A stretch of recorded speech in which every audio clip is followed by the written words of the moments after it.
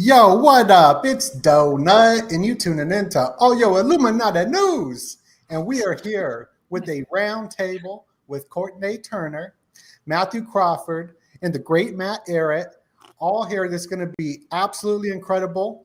100% proof of ritual, occult intel roundtable. Now, Matt, tell us what we're about to get into tonight. Well, I don't know what we're going to get into, but that's the fun of creativity, right? We're going to lean into the unknown, but we have a little bit of, I think, with a reasonable confidence to know that something good is going to emerge. Maybe several good things will emerge when minds that are potent are putting and sharing their thoughts. And that's really that was all I had in my mind when I proposed this. And Courtney and I were chatting. She just gave a great class for the Rising Tide Foundation on Sunday. And it was fantastic. It was basically going through, in a summary form, her research recently composed in the form of the exactly what you're showing right there, the Phoenix Conspiracy Essay, which compiles some fantastic research that really impressed me. And that ties together a bunch of things that are often treated as separate things, whether it's the revival or rebranding of the same crusader movement that gave rise to the neocon perversion of the Republican Party, and the entire sort of, 9/11, Greater Israel, neo-Trotskyist perversion that gave rise to the Forever Wars, 9/11, the whole gamut, and how that thing is being rebranded and converging with the seemingly opposing, but actually very, very similar transhumanist network that's been baking and bubbling and broiling in the cauldron of Silicon Valley, which itself has all sorts of strange occult proclivities. So Courtney just did a great job weaving all this stuff together. You were there for that, Donut, and I know your work. I jump on your channel a lot, and I just love the patterns, the little insights and threads that you bring to the surface to pull on. So I'm sure that you're going to have tons of fun stuff to contribute. And Matthew's potent mind is always on the frontier of all kinds of research, and all of us are looking. And I'll stop right now, but all of us are looking at the causal ideas shaping world history, and have a pretty good feel for at least the toxic ideas that tend to screw things up for humankind. So since there's no shortage of that going around right now, and Israel's launching wars with everybody around it, with certain ideologies thinking that a greater Israel agenda is sort of in being prophesied, and then that it's human beings' duty to bring about some form of ancient prophecy that's somehow tied to Solomon's temple. It's somehow involving an occult, mass sacrifice. And there's games within games. Figured, this would be just a fun thing to play around with. So I don't know how we want to do it, but maybe I guess probably Courtney, since we're just talking about you and your presentation kind of inspired me to propose this conversation. Maybe you'd like to go through some of your work a bit first. Sure. Well, and I'm still curious to hear your questions, because unfortunately we had that storm. It was like a calamity of different things. I woke up with a fever that day, so it was very interesting. I was very kind of delirious, and I had planned to really prepare, but then I got sick, and then I was like, okay, we're just gonna go off the cuff here and ramble for a long time. So I still want to hear your questions, but this I'm really it took me a long time to put this together. I hadn't been doing this kind of research for quite some time, and I've been talking about how these different seemingly disparate movements were coalescing, but I didn't think to put it in the written form and actually present it this way. And then it's I really should do that. So I didn't expect it to be received the way that it was, because when I had done it in oral form, some people were kind of okay, I can kind of see it, but I did get kind of pushback, I think almost I was trying to force something. But this, so many people really took to, which was very surprising. But I'm also really encouraged by it, because I think that we are in a very imminent point. This looming technocracy, I don't think is just a vision anymore. With what I'm seeing converge, I think we're at the time is urgent, actually. So I'm really glad that people have really paid attention and kind of looked at this oh my goodness. But so I think all of you are familiar, but just for the audience to know, I've been studying these three kind of movements that seem again, very separate.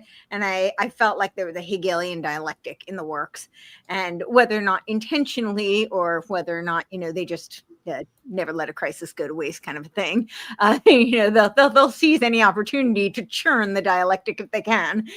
So what I'm seeing is that there's this Dark Enlightenment movement, and a lot of people are much more familiar with Dark Enlightenment now because so many of these figures are surrounding the Trump administration, have a huge influence on the Trump administration.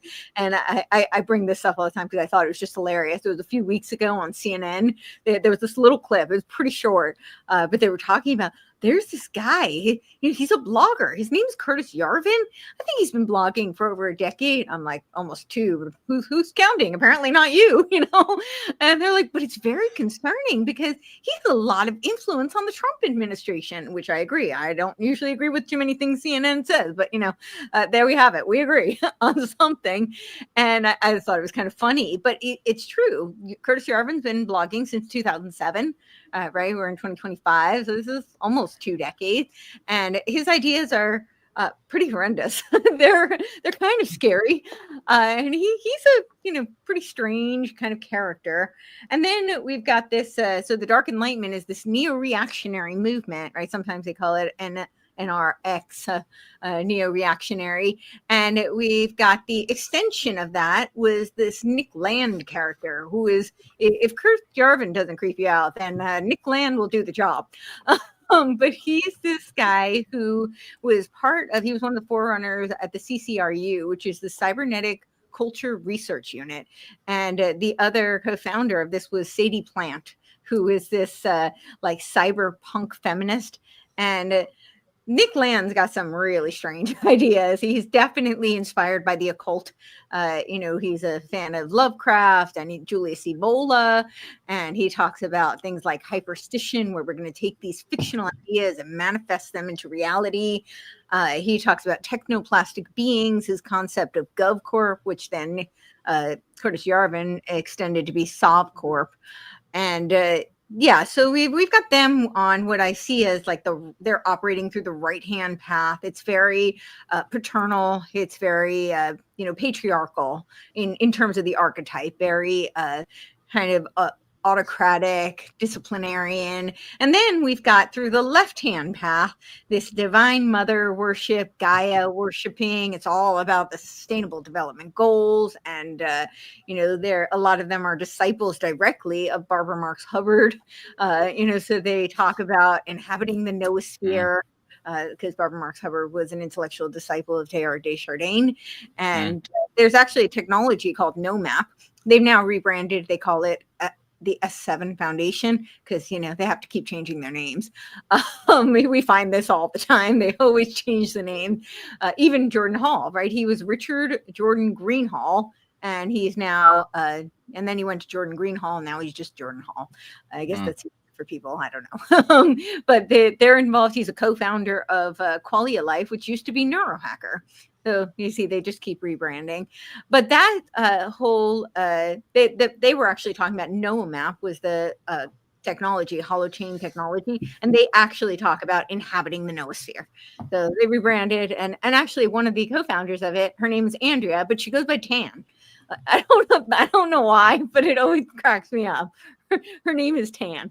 So we're seeing this on that one hand side, this Game B, which, advocates very decentralized, and it's much more soft power, kind of more Fabian style social ethic, kind of social engineering, where they're going to, goad you into this moral, universal grammar, to use the UN type of language, but ultimately what they're advocating for is the same thing. It ends up in technocracy. There's this scientific socialism. It's same old thing, just different name.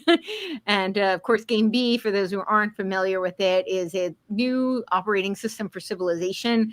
And they call it an omni-win. It's anti-rivalrous. They say Game A, which is what we're in, is doomed for, implosion. It's going to collapse upon itself because it's too competitive. It's too rivalrous. And So now we have to move, and it's too extractive and exploitative. So essentially, it's just a rebrand of this whole age of Aquarius versus the age of Pisces, right? Pisces is focused on the individual, and it's too competitive. And we now need to move into the age of Aquarius, where it's all collaborative. And, another one of their buzzwords is sense making, which is basically consensus making. And they talk about collective intelligence, which is the noosphere. So I'm seeing these two, and it looks like, a real dialectical movement, because I think a lot of people are waking up to the dark enlightenment, and they're going, oh my gosh, this is, tyrannical, this is autocratic, this is it definitely requires a phoenixing of the republic in order to achieve it, which is the Phoenix conspiracy. And so I think people are seeing that, and there's a lot of pushback that they're not supporting it, but that's opens up the window for just this perfect opportunity to move into the much softer, nurturing divine mother archetype of game B. And then we've got Peter Thiel, who's kind of like this overarching, and I painted him as like the grandmaster architect. Do I think he's the top of the pyramid? I'm sure he's not. He's only a billionaire after all. It's probably more money than I'll ever see in my life, but the billionaires don't run the show as far as I know. I'm pretty sure the trillionaires and those above them are the ones pulling the string.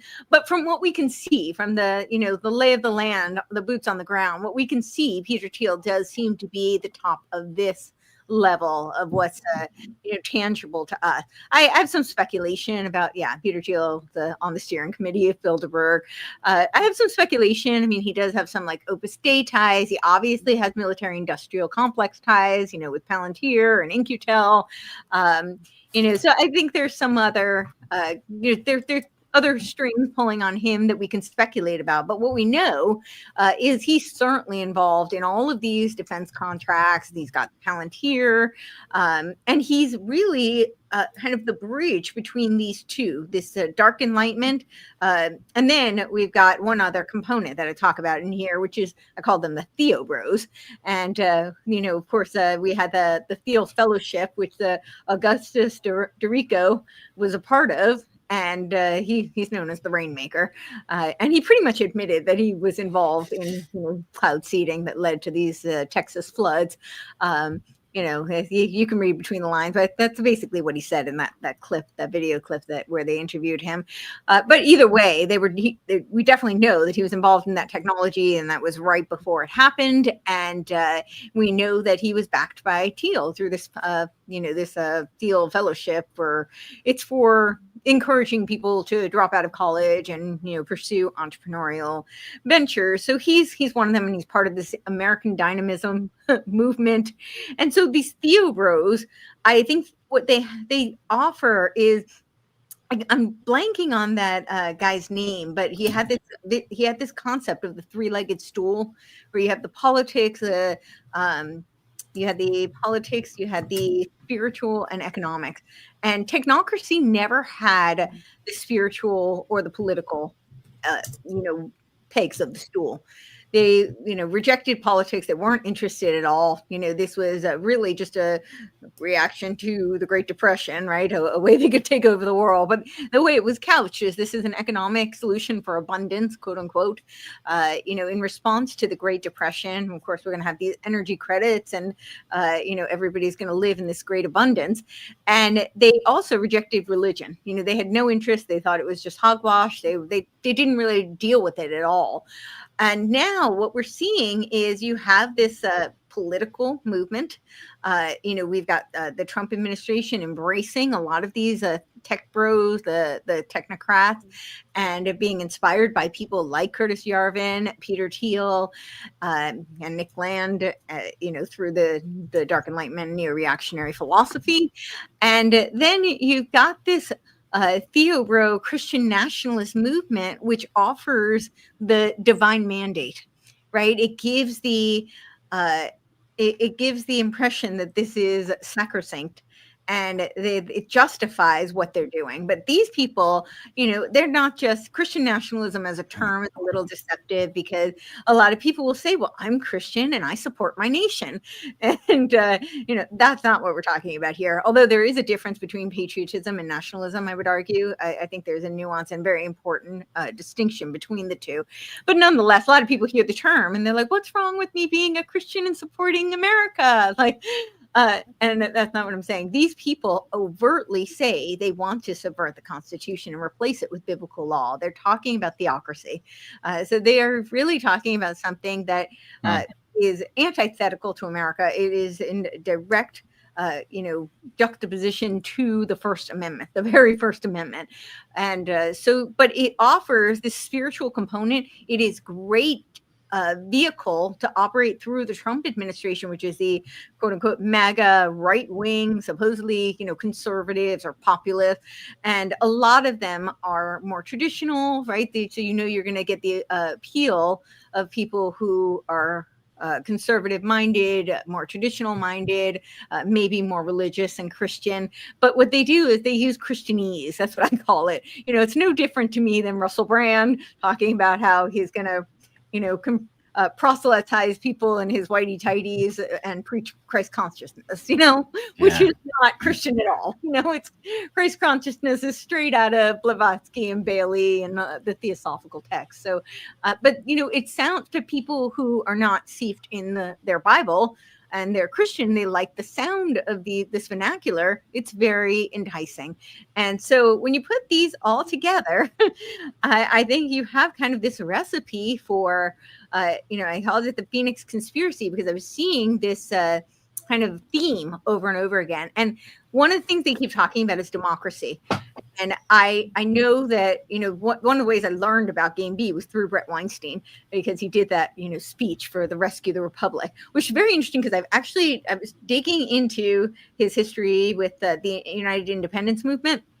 I'll get to that in a second, because they're doing an actual Operation Phoenix, would you know it? They're calling it Operation Phoenix. And it's a whole movement with the United Independence Movement.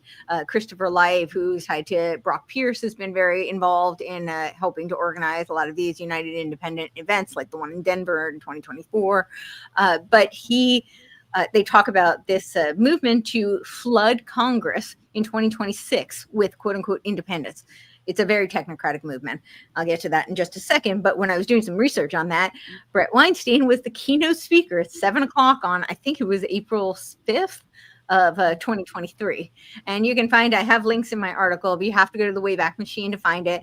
And this is rumor, it's hearsay, but he was a keynote speaker. That part you can find on the website. It's at 7:00. He's speaking, Brett Weinstein. And but the rumor is that the name of the speech was self-governance and the phoenixing of the Republic, which I don't know if it's true, but if it is, it would make sense that he beta tested it a year earlier, and then 2024. I know some people. So this self-governance and the phoenixing of the Republic. When was this delivered? At the United Independence. In my article where I have that picture of the phoenix, and they talk about the Independence rising above the ashes. So let me see if I can find this. It's a little bit further down when I talk about the modern phoenixing movements. And I'm sure he can find it. But in that picture, so it's on the Wayback Machine, and I have a link to it.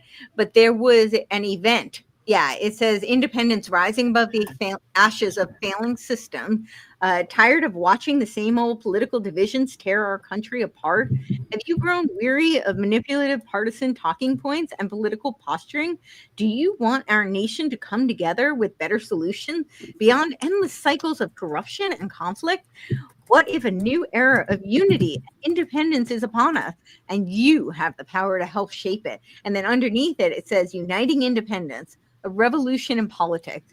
For too long, the enormous population of the U.S. independence has been fractured and fragmented, incapable of rising above the domination of the two-party system until now.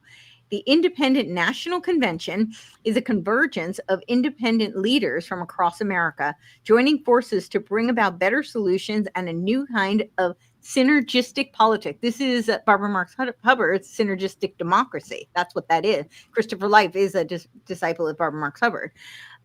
One that is not based on party lines or ideological divisions, but on shared commitment to work together to drive critical developments in every sector of society, with over 50% of Americans declaring independence from the major two parties. It's time for us to come together and set a new trajectory for our nation. So I have been seeing this in the, quote unquote, indie sphere. I call it the indie sphere. And for those who aren't familiar with that reference, it's a holdover from my film days.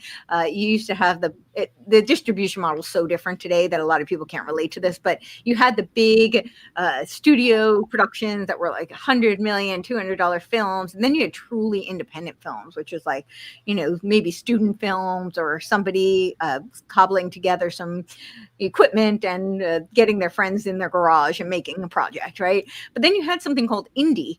And the indie films were, for a SAG indie film, like SAG indie budget is like 1 to, I think, like 50 million. I don't know what it is today, but back then that's what it was. And, I don't know about you, but I don't have $1 million or $20 million in my back pocket to do a vanity project. And so what I noticed, and most people don't. And so what would happen is these artists would get together and they would find backing. And oftentimes they'd be funded as a propaganda outlet. And I'm not saying that these artists always knew that. But the person who's injecting $20 million or even $1 million is a lot of money for most people. If they're doing that, they did it because they were trying to support this message, and often it became a vehicle for propaganda. And so I kind of noticed this in the indie sphere of the media. A lot of people who seem independent aren't actually all that independent when you look a little deeper. And I saw from a lot of these, outfits, they kept talking about the two-party illusion, the two-party duopoly. And I'm not saying there's not a problem with the two-party system. Even, George Washington warned us against the two-party system. That, there's clearly, it's a loophole for foreign entanglements, domestic foreign agents to infiltrate, certainly Hegelian dialectics up the wazoo, and we see that played out constantly. But what these people are doing is preying on that because they know that people are fed up and people are frustrated. They feel like they're watching wrestling matches and they're like, hey, we got the solution for you. What's the solution? It's third wave politics. And third wave politics is straight out of Fabian society. And this is what I was seeing happening. And it is, Anthony Giddens wrote the book on third wave politics, and he's a Fabian socialist. And he talks about how we have to concentrate the radical center. And when people hear the radical center, they think, oh, great, we finally have like a moderate movement, not this crazy extreme of the left and the right. And these people are just nuts. And I found my people. But that's not what's going on. He explicitly says the radical center is always left of center, and that it has to be. And he explicitly says this in his book, and I have the quote of it in my Third Wave Politics. It's Technological Age of Aquarius, Third Wave Dream, or just Digital Dystopia. And I have that quote in there. And I talk about a lot of these movements, these independent movements that are kind of converging, and they're using the third wave politics. Now we have Elon Musk, who's talking about, the coat of arms is the sheep of code. The coat of arms is a wolf in sheep's clothing. I think this is a nod to the Hegelian dialectic. You can see it so explicitly as a wolf in sheep's clothing. Of course, their mascot is the tortoise, right? This is the slow, incremental, kind of gradualism where they slowly penetrate and infiltrate over time. And then they use the Hegelian dialectics to churn towards their omega point, the agenda. And I was seeing this happen with all of these independent movements. And now we've got Elon Musk talking about his American Party. And who's supporting the American Party? Right out of the gate, Andrew Yang comes forward, right? Because it's not left or right. His tagline is not left, it's not right, it's forward. He's a total technocrat. And now Elon is consulting with Curtis Yarvin on this American Party right before we've got Christopher Life, who is doing his, Operation Phoenix, which is to flood Congress in 2026 with all of these quote unquote independents. But it is a technocratic movement using third wave politics to usher us into this technocracy. And I see this overlap because, again, so you've got Thiel kind of at the top of all of these various different movements, and he's got his hands on all of them, really. The third synthesis between the Game B and the Dark Enlightenment, I would say, is the network states. The network states idea was inspired by Peter Thiel with his seasteading. He put $1.7 million into this concept of seasteading, and it was very reminiscent of Terramar. It's this idea that you would have city-states on international waters, so they're outside the confines of nation state laws. And he said that he put $1.7 million into it. It didn't really go over very well. It didn't take off. But Balaji Srinivasan was very inspired by it. And he actually has a chapter in his book dedicated to seasteading. And I put the quote in my article where he talks about how seasteading is not done. We just need to get the network states off the ground. And then we can crowdfund for yachts and cruise ships, where that can be their own little city states. And nation states, he explicitly says the whole concept of, network states, the whole concept he explicitly says is the dissolution of nation states, geographical nation states. So we're going to dissolve these geographical nation states in favor of ideological cyber network states. And you have this in each, what is a SovCorp, which is what Curtis Yarvin talks about. What is a GovCorp, which is Nick Land's vision of a city-state. Then we've got Game B, which talks about civiums. And I did an article, I called it the Path to Mass Surveillance. And I outlined all these different types of smart cities. But they have so many different names for them. We've got the 15-minute city. We've got the C40, which is your UN, Gaia worshipping, we'll get rid of all the greenhouse gas emissions, and we'll connect them all throughout the world. It's part of the AI World Society vision, by the way, the C40 city. And they say Ukraine is going to be the central hub for this AI World Society for all of these various nodes. The main node, central hub, is going to be Ukraine. They've done several symposiums where they talk about how we have to rebuild Ukraine. Sound familiar? We got to tear down, build back better.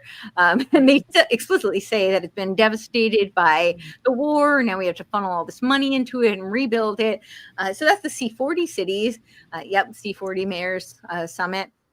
And then you've got freedom cities. This is Trump's freedom cities. Who doesn't want to live in a freedom city? That sounds incredible. I want to be free. Let me live in a freedom city. So it's very clever marketing for, those who might be more libertarian or freedom-minded or Trump supporters, but it's not different. It's the same thing. And then, of course, in Game B, you've got what's called the Civium Project. And this is catering to people who are done with the cities. We're going to move out of the cities. We're going to get out onto the land, which, I think that sounds like a great idea for a lot of people. But it's still connected through the cloud. It's still the same smart city. You're probably going to need a digital ID to enter. So it's the same concept, and they just have different names for it, different branding. And this network state concept is kind of pervasive throughout all of it. And Peter Thiel does seem to have his hands on each facet of all of these different movements. So whether I guess I shouldn't be surprised, but I was, a bit surprised that it seems that Peter Thiel had or Elon Musk had consulted with Curtis Yarvin. Yep. Right before setting up this third party, and out of the wake of this it seems artificial schism over accusing Donald Trump one day of being on the Epstein files. And so he forecast that's why Trump is suppressing the Epstein files, and made a big hullabaloo about that before they parted ways and sparred, shared jabs, and then announced all of a sudden he's going to create his new party, which obviously has also a certain inflamed anti-Semitic overtone as well, since a lot of the Trump base is also getting pretty disgusted by the pandering to Benjamin Netanyahu, who's committed already a lot of genocide in the Gaza and is just acting like an insane person everywhere you look. That's what happens, I guess, when you have a suicide cult masquerading as a nation, like with nuclear warheads and a Samson doctrine, threatening to destroy everybody if they don't do what you want. So you got all of a sudden a lot of disenfranchisement, and it seems like a capture is being made. And it seems like Curtis Yarvin also had a big role to play in setting the net so to speak, for Well, that new project there too.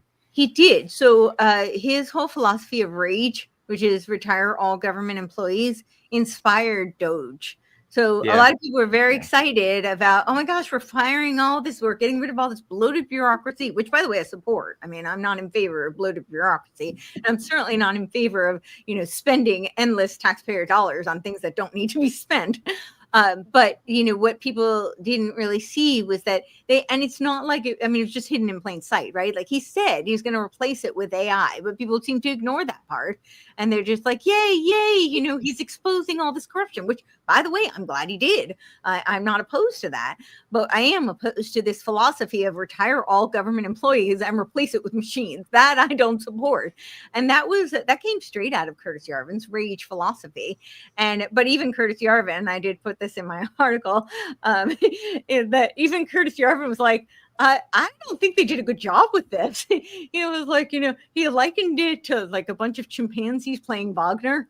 And then he says that, it was kind of like the incel being mad when he asked the girl out for a date and she doesn't, go out with him or something. It doesn't sleep with him, something like that. So he kind of made a whole mockery of like how aggressive they were. And he didn't think that they handled it well at all. But it was very much inspired. So Elon Musk is clearly influenced by Curtis Yarvin, and then now went to Curtis Yarvin his ideas are so conducive to the technocratic agenda, right? I mean, it's accelerationism. We are going to use technology to push capitalism until it hits, its apocalyptic state, implodes. And then we're just going to create technoplastic beings, which is what Nick Land talks about, these technoplastic beings. And we're going to install a CEO dictator. This is what Curtis Yarvin talks about. He says that we need a reboot of the government in America. And he says that part of the problem with Americans is they have to get over their fear of dictatorship so that we can install this CEO type dictator. And he talked about back in 2016, he was talking about how excited he was that Trump was going to come back for, I don't know if it was 2016, but it was in Trump's first term. It might have been a little bit later, like 2018, 2019. He was talking about how he was so excited because he envisioned Trump coming back and that Trump would be installed as a CEO because, he knows business and he's an entrepreneur and he's going to be the CEO and run the country and be a dictator. And this is what Nick Land is talking about. And this whole idea of dark MAGA, remember Elon wearing the hat with dark MAGA? And I think this was a nod to Curtis Yarvin when he talks about in his Gray Mirror blog. Curtis Yarvin talks about the dark elves and the higher elves. And he says that the job of the dark elves is to seduce the higher elves. And I think that the dark MAGA was a nod to seducing the MAGA elite, which would be the higher elves, right? That's their job. And here's the dark MAGA. So there's no doubt that Curtis Yarvin's a huge influence on Elon Musk. Of course, we all know that Elon Musk is a technocrat through and through. He talks about installing the technate on Mars, but I think he really wants to do it here in the United States. And then one other thing I was saying about when I was talking about the phoenixing of the Republic is that the idea of democracy, I keep talking about this, and I think what it really is that they want to target the West, but I think their first focus is to phoenix the Republic. But in order to phoenix the Republic, they're, appealing to democracy because that would be a revolution, right? That inherently would be a revolution because we are a constitutional republic. We are not a democracy. But then the next in line is to target all the Western democracies. And all these various movements talk about planetary scale. And so this is a vision for creating a planetary technocracy. So, and I'd like to give a shout out to, we got a couple super chats. Thank you, Nuwan Walter, saying good luck with the show. And got to feed the kitty cat every time someone sends a super chat. Got to get my kitty cat super fat. So got to do that. And we got another super chat from Jamian saying, appreciate you. Thank you very much. Appreciate the super chat. Let me feed the cat one more time because that is just an awesome, look at that kitty cat. That looks a little scary to me. I got this cool image too of like the Fabian Society and the turtle. We had this artist draw it, but I don't have it on my computer. But I wanted to pull it up because it's so cool. But yeah. No, let me just say one thing. You can always tell somebody who's a graphic design geek because you're like, I don't know how you're doing it, Doenut, but you are racing to keep visual representation of everything that Courtenay is saying. As well as the cat. Of course, there's the cat. But I mean, I don't know how you do that where you're like trying to keep pace. And you're doing a pretty good job of this hyper speedy, turbocharged set of ideas. We're comparing notes before we started. Well, I'm from Las Vegas, so I'm the original ADD. So people like living in Vegas before the cell phones was like you lived in a cell phone. So now everybody's got it. But I think that's where it's stemming from. This is awesome. So with the acceleration, I had a question about that that I'm a little confused, and I don't know if it's connected. But with Nick Land's book on hyper racism, is that like I never read it? So I have a link in my article. It's on the Wayback Machine. Is there a connection to because it's when I hear the words like hyper, like it seems like accelerate. Is there a connection to accelerating like and like an agenda, just like how they want to collapse capitalism by pushing capitalism so hard to collapse it? Is that sort of the same thing with that or no? Sort of. So his hyper racism concept, and I'll pull it up in a minute so that I can verify, but going from memory, his hyper racism was this idea. He opens it up. He starts talking about how we've got the racism and we've got anti-racism. We need to move beyond that. We need to go to hyper racism. And really, hyper racism is a speciesism. So he's against the human race. What he wants is positive eugenics. And we see Elon very much supporting this. He's talking about how we're essentially going to get to technoplastic being. But in the meantime, we're going to use technologies for genetic selection and create a superior race, right? That's really what he's talking about. So, but of course, this is just a trajectory till we get to these technoplastic beings, which are cyborgs. Oh, okay. For that 2040. Okay. Very good. Very good. Yes. Yeah. I just want to show a quick image here that caught my eye because as you're going through the very famous image of the Fabian Society, it just reminded me of this other image that I think is kind of complementary to the Fabian Society. And I don't know if you guys can see that screen. Oh no, you can't see the screen yet, right? I gotta show. No, you can. Oh no, okay. We can. Okay. So as you can see from the name of that file, that's the crest of the town of Tavistock, which is the town owned by the family of the Duke of Bedford. And the Duke of Bedford is the Russell family. So at the time that this was crafted, or at the time that Tavistock was being created, and at the time as also that the Fabian Society was being created, which was just a few decades earlier, a founding member and a leading figure of both was none other than Lord Bertrand Russell. And the fact that you have the wolf in sheep's clothing for the Fabian Society, and the sheep that's clearly got its skin being pulled off it as it's hanging, frequently signifying the town of Tavistock, which is the location where the Tavistock Clinic was eventually set up, I think is probably a little tongue-in-cheek designed to complement each other as two images. Oh, I just lost the screen. I was going to add to that. No, I absolutely agree. And so it was the 11th Duke of Bedford who was related. He's part of the Russell family. And he donated the building that became the designated building for shell shock therapy research, which was what the Tavistock Clinic, the auspices under which they opened was to do. It was in 1920 when he donated that building. So. Oh, yeah. And even today, that's.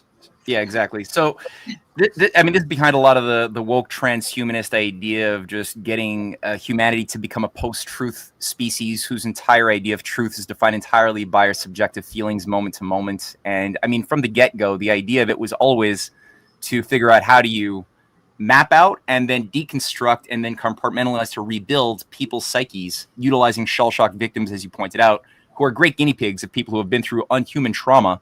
And that they found were highly suggestible, highly inclined to compartmentalize their personalities, their minds, their experience, to have suppressed memories, that could then be wielded and weaponized, which is where the Phoenix operation came about. And I think it was you who brought this to my attention from even just a Wikipedia entry that it was the Invisible College. Brigadier General John Rawlings Rees who called the operation that he did when he was president of Tavistock, the Phoenix operation. Before it was even applied in Vietnam, it was done in Tavistock first to basically cleanse Tavistockian managers and other psychiatrists who thought they were there to help people. They wanted to just purge all of those naive idiots and only allow the inner elite to be involved, who were aware that this had the political purpose was to control society as a whole. There it is right there, right?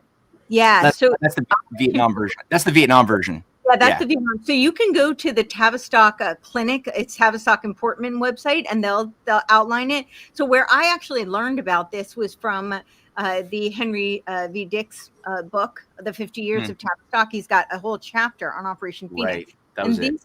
The Wikipedia was the Invisible College. That was which I was shocked to find. Right. But that's also on the Tavistock website. They talk about the Invisible College. Which is the Rosicrucian. Yeah, and they say reference. It was a nod to the original Rosicrucian reference, but with the Royal Society. But yeah, that's the book. And so Operation Phoenix was right after it was in 1946. They had been given a donation from the Rockefeller Foundation. I mean, there were some others as well, but that's the well-known one. And it was a big injection, which would allow them to create the Tavistock Institute of Human Relations in 1947. And so the Tavistock Clinic and the Tavistock Institute of Human Relations, they work together. They're very much, like they're compatible and they work in sync with each other, but they serve very different functions. The clinic is much more focused on direct therapy, individual therapy, group therapy. The institute is much more focused on corporate, kind of grooming, I would say. I would use that word.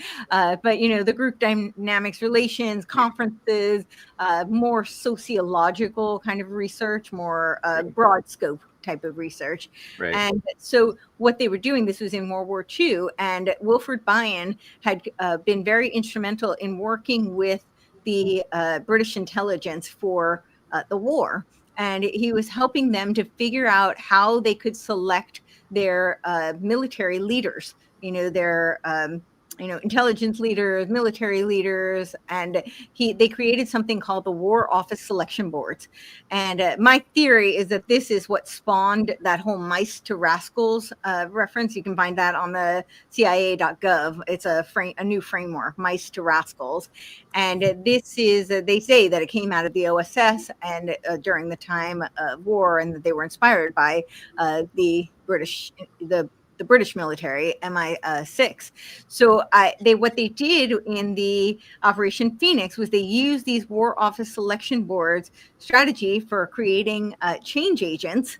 And they do say that in the War Office Selection Boards, they're talking about change agents.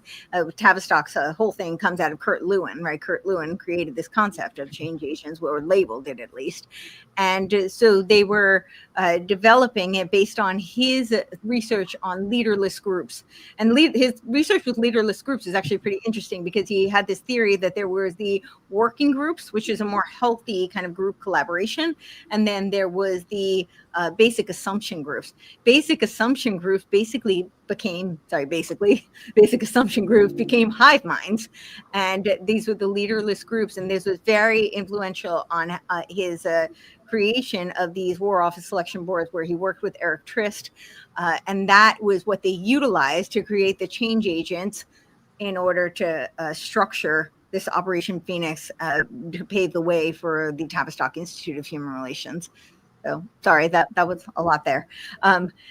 But I think you had something, Doenut. And then whenever you guys are ready, I actually have a quote from the hyper racism document. It's the alternative right hyper racism. I'd be curious to hear what Mathew Crawford has to say about this. Yeah, let's let him see. What do you think about all this, man? Which part specifically? I don't know. Pick a part. There's a lot. There's a one big spectrum there. Right when you asked, my thought was on the title of this show. Was it Proof of Ritual? And right. And there's part of me that thinks proof of ritual is the hive mind, period.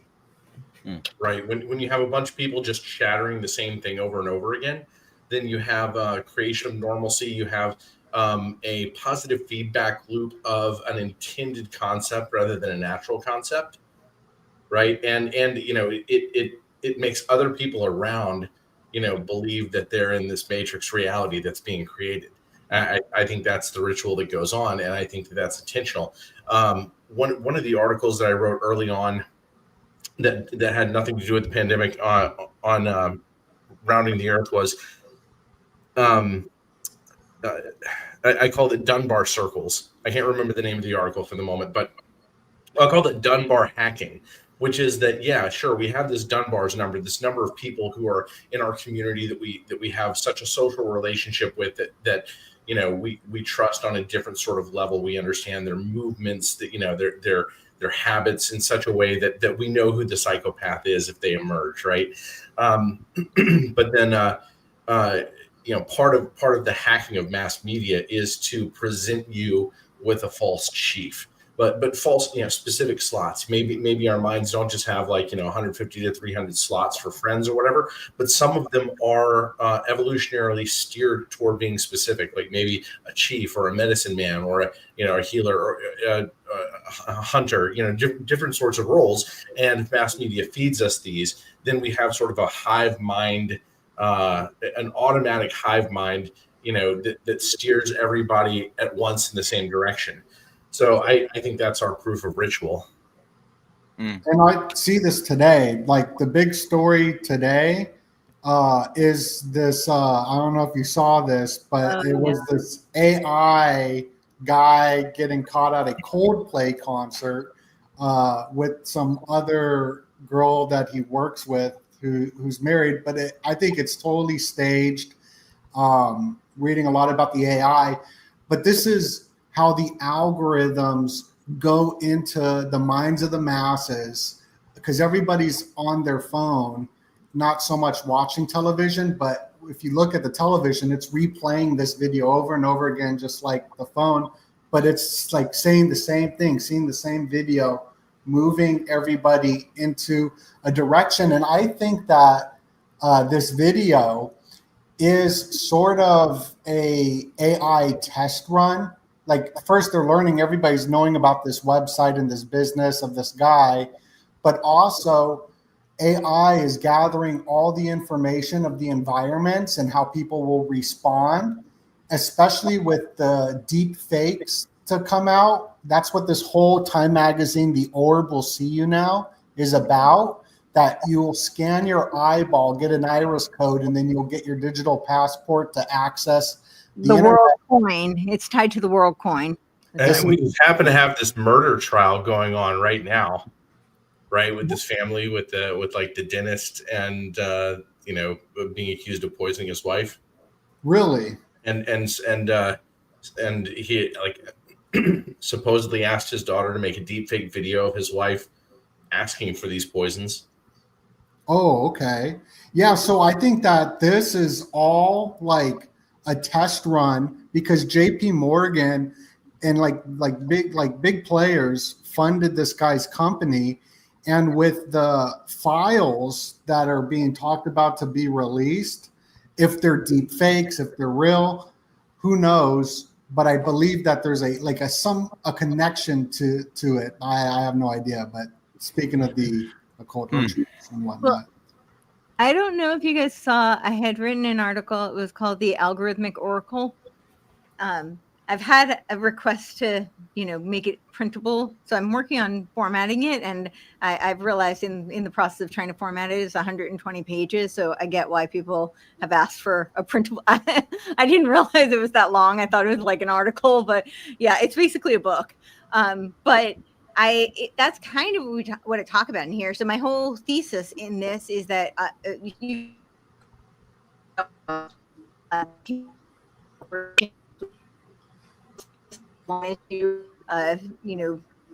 predict the efficacy of technology on wartime.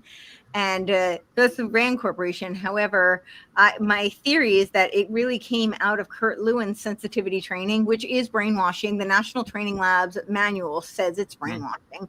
And of course, there's the CIA.gov, letter that talks about how they wanted to test the CIA and test the they wanted to test the efficacy of sensitivity training, but they couldn't test the CIA with this method because it was too reminiscent of the Chinese brainwashing. They didn't say Maoist struggle sessions, but I think that's what they were alluding to. But then my thesis is that they're using a hybrid of this, because they've already merged sensitivity training with Delphi method, right? Delphi method is just a more mechanistic, systematic variation of the sensitivity training. And in person, when you go to lots of political events, board meetings, they already merged the two for the purposes of consensus making. But now the algorithms are using cybernetic feedback loops to do that.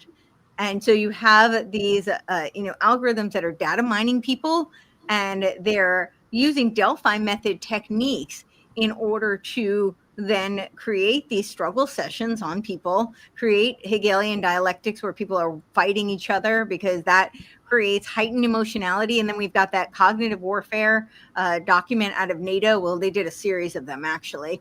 And I have some quotes and screenshots from that document in this book now. But where they talk about how they play on people's emotions, and that anger in particular is a very useful emotion for triggering people and for basically socially engineering people.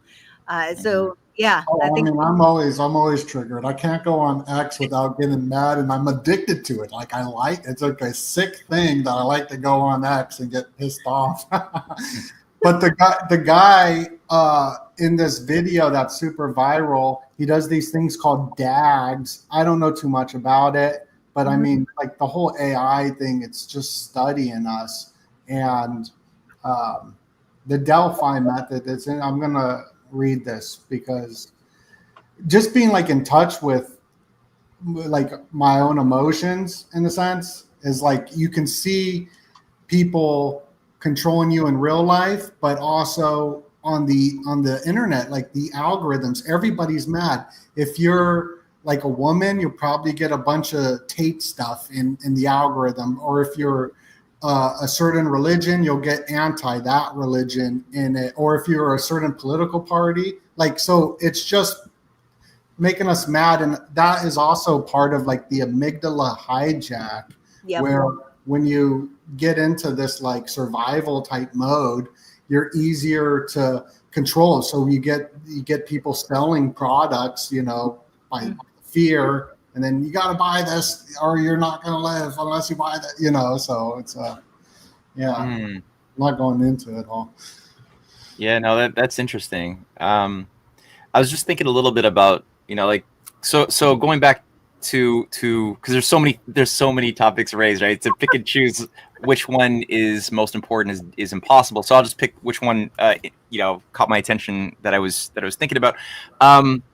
One of the key principles in this is, as you pointed out, is this convergence of the Theobros sort of new crusader Christian nationalist movement that's been sort of captured and is corralled into a certain direction and is very convergent, if not completely overlapping, the transhumanist Silicon Valley figures who see themselves as also being part of some sort of an eschatology, or they've got an idea of a certain mission in some weird way, though they deny the idea of objective good and evil.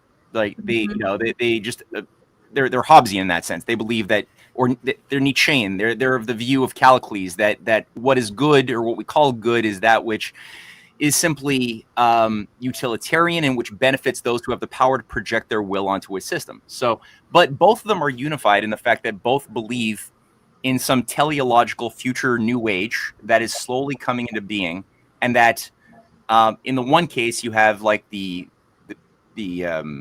influence of the British grand strategist, what's his name, John Nelson Darby, right, and the Darbyites who were at the heart of the rapture theology, the premillennial dispensationalism. And Darby was just the guy who's like the godson of Horatio Nelson, like a high-level British admiral, head of the Navy, so this guy, John Nelson Darby, found something called the Plymouth Brethren, or the exclusive Plymouth Brethren. So he's the founder of something which openly says that it has an inner teaching order for the elect and an outward teaching for the non-elect. That's the exclusive Brethren. It's slightly different, though I think both are toxic. People like Aleister Crowley came out of this thing. And this guy comes up with a new interpretation of certain writings within the New Testament that allowed him to calculate, utilizing very like numerological principles. And I don't want to say principles, but characters, that God dispenses his will, his desires to his creation in 1,000-year cycles. And so the God of 2,000 years ago is different from the God of today. And, you know, and you have these cataclysmic breaking points to usher in each new cycle, is the way he chose to plant things. And, you know, at the end of the day, he had this view that we were approaching an end times, and he came up with a whole way of interpreting the book of Thessalonians, that we would, when we approach that moment, have a rapture, a secret rapture, and the good Christians would just disappear. Everybody else would like burn for a period of tribulation as the Antichrist came back. And then people were like, well, what's the Antichrist? You know, so people Darby was saying, well, it's Russia. You know, it was like 1850, and that was like Britain's primary nemesis at the time. So it's like, of course, how convenient. It's Russia. That's Gog. And Gog is that's how we'll interpret that thing at that moment, you know. And he was going around also trying to organize Americans. He did 6 tours to convince as many American fundies to adopt his theology, and wait out the Civil War. Like, don't fight to save the Union was one of his messages, because this is God's will. God's plan is to burn the earth, to destroy America, and ultimately lead up towards this necessary battle. And he also had this view of restoring the Jews to the homeland, to the desert, as part of like fulfillment of this prophecy. And he was working with people like, you know, Lord Palmerston was really happy to work with this guy and sponsor him. Lord Shaftesbury, big time. So you had that thing. Simultaneously, I was reading a book going through how he was, once Blavatsky founded Theosophy, he began utilizing a lot of Blavatsky's language in his own sermons and writings. So there's an interesting overlap there. Now, the thing with Blavatsky, she was also calling for, as part of her theology, this future state where a new root race would emerge right out of the 5th root race. And she had this weird, completely scientifically unfounded model of how human civilization evolved, which kind of fused some aspects of Darwin, but within a broader system that presumed some ancient Hyperborean spirit race that then like planted itself from the stars onto the earth. And then you had another root race emerge out of that, which was some pre-Lemurian race. And then you had the Lemurians, which is absurd. It's as the 3rd root race, which basically got that name because it was like this imagined continent between Australia and India. And this is how stupid it gets, because there's lemurs in Australia and there's lemurs in India. They're like, there must be a land bridge, a continent that went underwater and was submerged to allow for those lemurs to cross, and we'll call it Lemuria. So you get to Atlantis also. That was the 4th root race, Atlantis. Yeah. And then each root race has like 7 in her. Again, it's very, very numerological. Again, no foundation, but she's like, yeah, each root race has 7 subroot races that each one kind of give way to the next higher up one, and then finally, as the lesser root races are being Darwinianly like weeded out by the more fit, you then have a superseding into a bifurcation point, and the new thing comes in. So out of Atlantis, you know, we're now entering we've been in the 5th root race, and then now we're on the verge. And she said the 6th root race is about to come in the next century in California. Yes, California is going to be the center. Oh, there it is, right there, right. Yep. So you got the polar race, then Hyperborean. Yeah, polar was the spirit one. Hyperborean's part spirit, part matter. Then Lemuria's matter. Can we stop and talk ritual for a moment? Yeah, do it, man. Because, you know, I mean, to me, it seems obvious at this point, reading through all the history, that this was connected to the rise of the Nazi Party. That this notion, you know, the notion of the Aryan race came from Blavatsky and the Theosophical Society was pushed. He had the secret doctrine on his nightstand. Yeah, well, interesting. Well, you know, Hitler, yeah. The fact that the inner core of, you know, the Nazi group was like this Vril cult, right? Specifically, and weirdly, Robert Seffer is pushing like Vril ideology stuff within the Maha movement, which is, you know, it's a little disconcerting. But you know, that future race, then, you know, people have been comparing the rise of Trump with the rise of Hitler, but in the most sort of absurd, stage to sort of ways. But the future race, okay. What's that term that's been tossed at us for a few decades now? Californication. Mm-hmm. Oh yeah, the big Olympics, which is a huge ritual, as we saw last year. The big Olympics will be in the smart city of California to come. Yes, that's right. Also, Matt, I have a question, because I read a lot of your material, and especially with the technocrats and the energy credits and the Bertrand Russells, but your book on the Venetian roots of this power that's here. I think I even pulled up one of the I got a bunch of slides. I don't know where I put it. Oh, right here. The Clash of Two Americas. Really love the intro of how you go into all the different theories that people have, and what you go into with Trump and the British Empire, and what's going on with him fighting that establishment. But with Venice, we just saw Jeff Bezos have his wedding in Venice. Yep. And also, what's his name? Joe Rogan. He's vacationing on his $50 million mega yacht in Venice. And I know that this is with Cynthia Chung's work right around the cult center of Capri and Malta and whatever. What's your thoughts on what's going on with Venice and those and all that? Yeah, man. I mean, I'll try to link that up to what we're talking about. So Venice, how to approach this? Definitely is, I think, much more of an influence over world politics and especially the epistemological warfare and cultural warfare domain than people realize. Much bigger. We're told that it disappeared with Napoleon. That when Napoleon did his wars, he kind of dismantled Venice, which was sort of the seat of world empire for many centuries. It had been on the decline for a few centuries. I think its apex was around the 15th, 16th centuries. But it's not really true. And many of the, there's the Cini Foundation, other oligarchical palazzos and families, I think, are still concentrated there that have an disproportionate amount of influence. Now, as the story goes, so just for those who don't know, I'll just recap.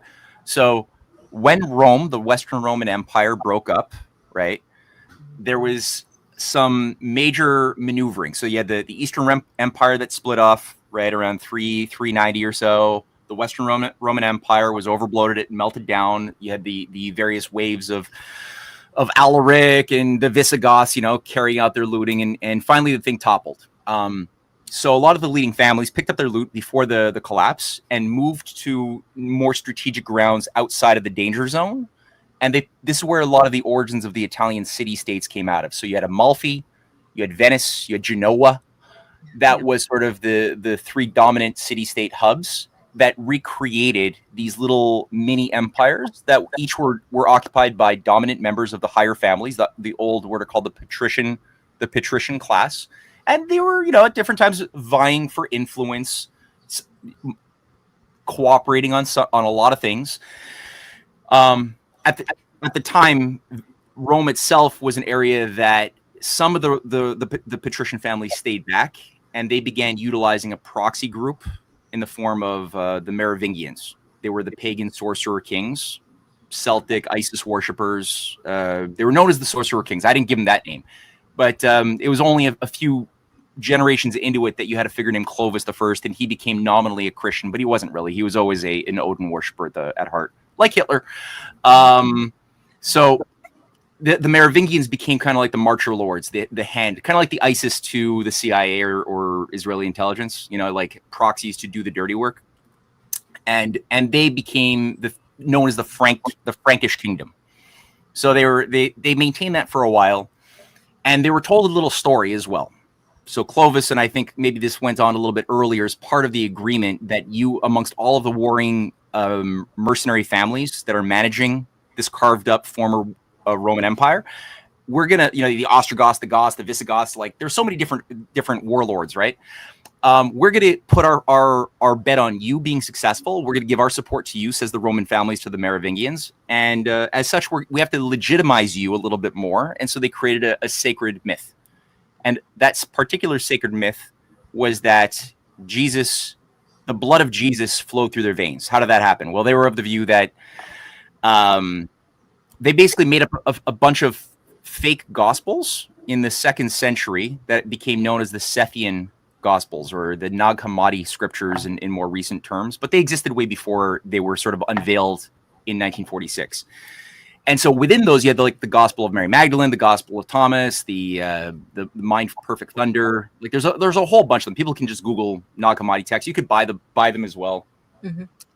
And within some of those books, it talks about how Jesus didn't really die, but he went to the south of France with Mary Magdalene, or at least Mary Magdalene went to the south of France, impregnated with his babies, which were then protected by secret societies in the form of these royal organizations, of which the Merovingians were told that they were the recipients of that blood, and that continued to be passed on over the centuries.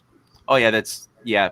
You got a lot of images going on there, man. Yeah, that's the location. Sorry, yeah, I just keep it going. Yeah. So yeah, it's Abraxas, the demon that Carl Jung was interfacing with there. So okay, so that was a bit of a useful thing. So a lot of the leading Viking clans, even after the Merovingians were ousted, still were used. The Northmen, they were still used as ISIS-like proxies to be directed to destroy the rivals of these leading higher up old bloodlines, the old patrician class, the higher families. And, at different times they would use them to go and invade Sicily, Italy. That's where you had the Norman invasion there. At different times when England was behaving uncooperatively, and you had, a certain king named Alfred. He was doing some pretty big, good reforms to educate the orphans, really bring public improvements. Well, he had to be ousted, so they had a program to invade England and break. They used their Viking Northmen called the Normans to do that invasion. That was part of that. So they were just using them like toys. But they continued to use them, and some of them were granted noble status, especially as the Crusades began. And some of the families, some of the ruling royal families of England were also told that they have the bloodline of Jesus too, the divine Sethian Luciferian blood. Because in their mind, in these Gnostic scriptures, you got to keep in mind, Jesus is the avatar of Lucifer, with secret wisdom that he imparts orally to his favorite initiates, Thomas, Mary Magdalene, the sacred prostitute being two of them, and who pass on this oral teaching that is never written down, because you can't write it down because people are too stupid to understand what the truth is. Because if they did and they read it, but their minds weren't groomed to understand it, they would be horrified morally because it's disgusting. Because you have to do some crazy shit to be allowed into the inner sanctum, Right. So all that to say, Venice. So Amalfi becomes they're dominant. They're the founders of modern mercantile capitalism from the 9th century onward. That's a city-state that has that ownership of Capri, which is where Courtenay showed me pictures from her honeymoon with Houston. And, Amalfi and Capri especially, but Capri had always been, since the age of Tiberius, a cult center. That's where the cult of Apollo, this is still the dominant temple to Apollo, was still located. The worship of Apollo Dionysius rituals, basically orgy murder rituals, were taking place on the Isle of Capri with Tiberius. Underneath, you've got a lot of caverns, catacombs. It's that indicate various, or it's described that there's a lot of Mithraeum. There's a number of influential Mithraeum under the Isle of Capri. There's also, anyway, it's a mystery cult center, and it was run also by the Benedictines, a sect that was created in the early 6th century when the various mystery cults were banned by Theodosius and Stilicho, his general, and basically they didn't really disappear, but they went underground and they infiltrated Christianity. And I think the dominant skin suit that they used that had a Christian appearance was the Benedictines at the time, who were given control of Capri for the next, I think, 700 years. So what you had was Amalfi sets the stage for the Crusades.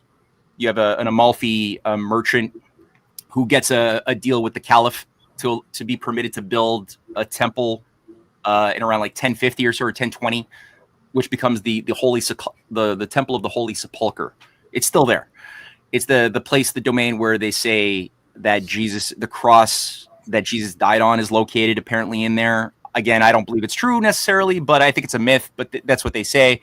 And that's what like Pope Francis gave to King Charles when he was coronated as a king a year and a half ago. He was given like a little piece of wood from the cross of that Jesus died on, you know.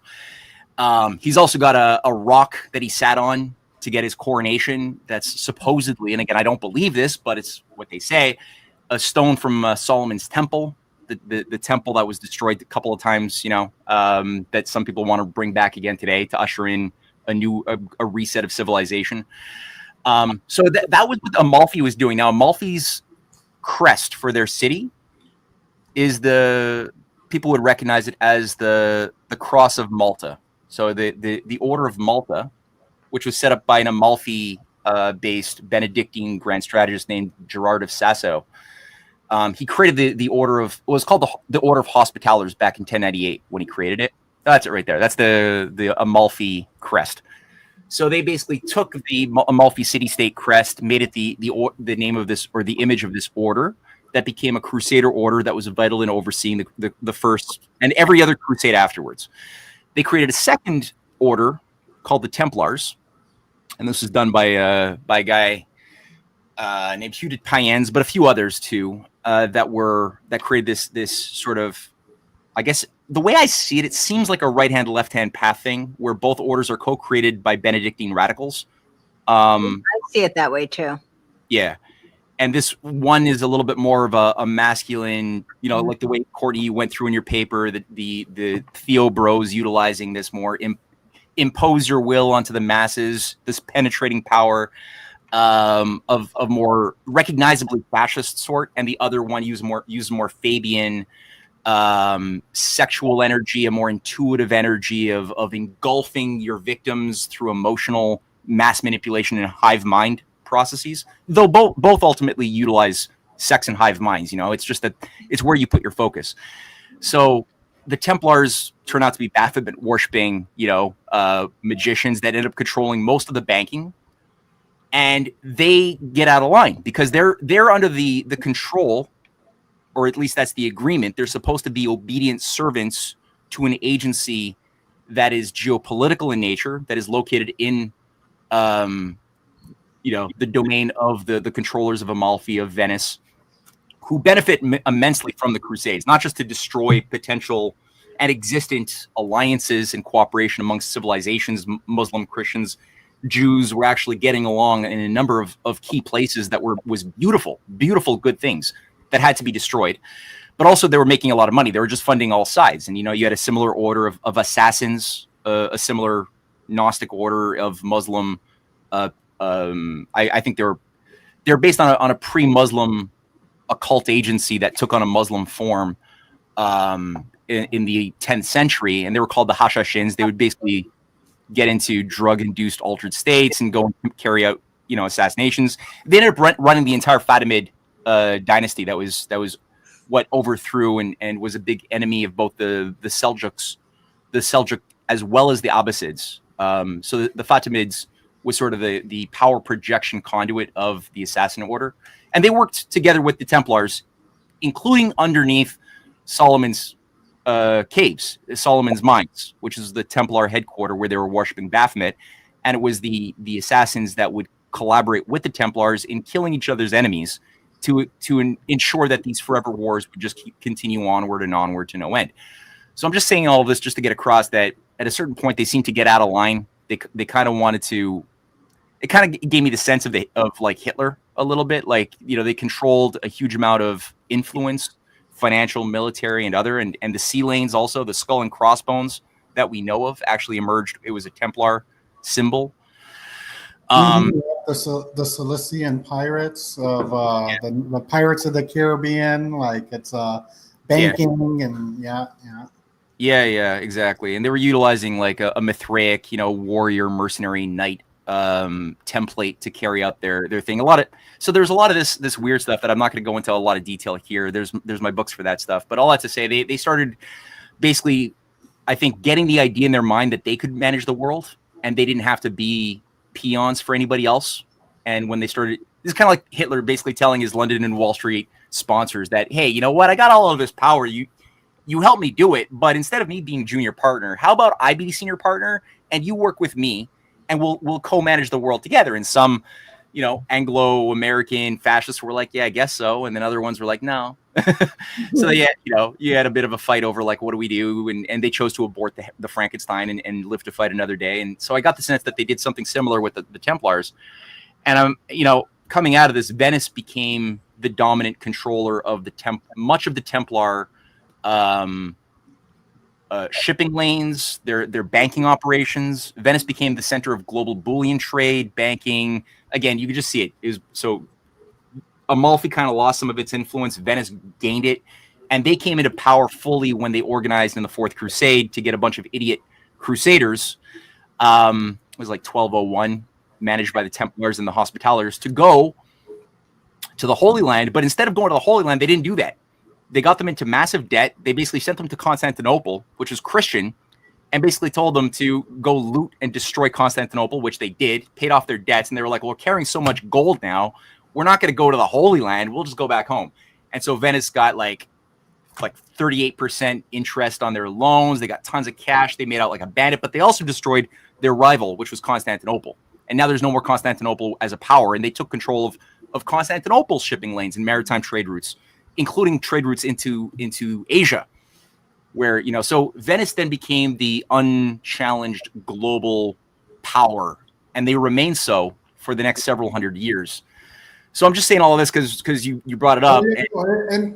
Dr. Joseph Farrell brought up something in one of his podcasts that just stuck with me, that what's going on in Argentina and where they're trying to uncover these rat lines that has nothing to do with the rat lines with the Vatican and the National Socialists. It has more to do with the Templar treasure, maybe with the relationship with Taiwan and the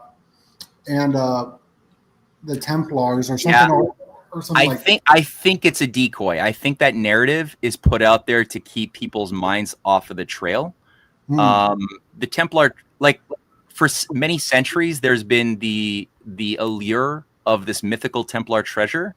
In my assessment, the Templar treasure either was already found centuries ago, or it doesn't really exist, and all of it was already given over to the Knights Hospitaller, which became the Knights of Malta later on. They were rebranded.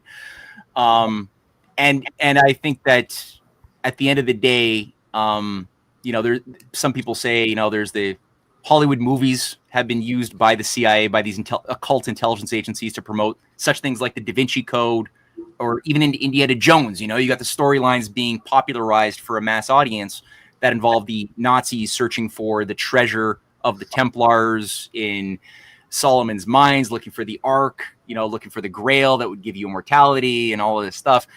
Even Kali cults, which is, by the way, you know, the Temple of Doom, the Kali Ma, traumatizing for kids.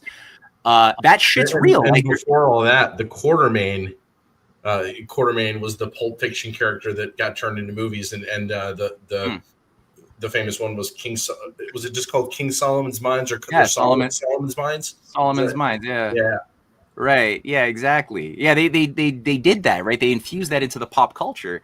So that people's, I think, idea of reality and fantasy got really blurry, and it became difficult for people to think about this stuff in a rational way. I think they literally want them to be a little bit swapped, so that reality seems like fantasy and fantasy seems like reality to a degree. Yeah, I think you're right. Oh yeah, that's a remake with Patrick Swayze? What? Yeah. I saw that they had remade that. Oh no. The Weinstein one that you talked about like 4 or 5 months ago on the Templars, maybe longer, on Badlands. It was another story where they took out an hour of it. Like, what were they going to show? And that with the Merovingians, I haven't read his work, but I've been looking into the name Sinclair, and Gary Wayne goes into the Merovingian connection with the Sinclair family, and I just find it interesting. Speaking of movies and Hollywood, I'm seeing nothing but like Sinclair, where you got the dinosaur Sinclair, or the new show Wednesday, which I'm a fan of. The main stars named Sinclair, and there's this brand new TV show about the Sinclairs as well. I don't know if you ever heard of this family, but they're married into the Rothschilds, which means they're married into the whole exclusive capitalism guardian class, you know. Yeah, well, the Sinclair family, or St. Clair or whatever, they were definitely selected. That they, again, the way I approach this is that the oligarchy creates myths for multiple levels of control, right? So the myths for the masses, myths for the upper, like lower management, myths for the upper management, myths for themselves. And I'm quite persuaded that they end up believing their own myths. At the end of the day, I don't think anybody's necessarily like logically, rationally in control. That's my hypothesis of the machinery. I think it's kind of taken on a crazy life of its own.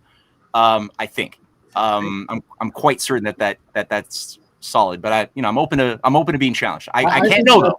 How do I know? I think the Tesla bots are the Templar order because they look just like the Templars, the Tesla bots. Sort of. I think so. Yeah, here I'll bring up two images, like how they're next to each other. But also, I look at symbols. So this would be a Tesla bot, right? It's the black and white, you know. And then if I bring up a Templar one, I'm trying to. Let me see. Okay. Well, what I'll say one thing here is that the Dolly the sheep, you know, the big cloning movement. Right. That sheep was manufactured at the Roslin Institute in the UK, and the Roslin Institute was given its name for the Roslin Chapel, which is the Rosie Chapel, and featured in Dan Brown's Da Vinci Code. Which for people to keep in mind, right, if how all of this stuff we're talking about applies to what we're dealing with in our current world on a number of levels. In Dan Brown's story, which is kind of it's lifted a lot of that content from the Holy Blood, Holy Grail, which itself was put out there in like 1982 by two guys, one of whom was not a grandmaster, but he was a member of the Freemasonic Quatuor Coronati Lodge.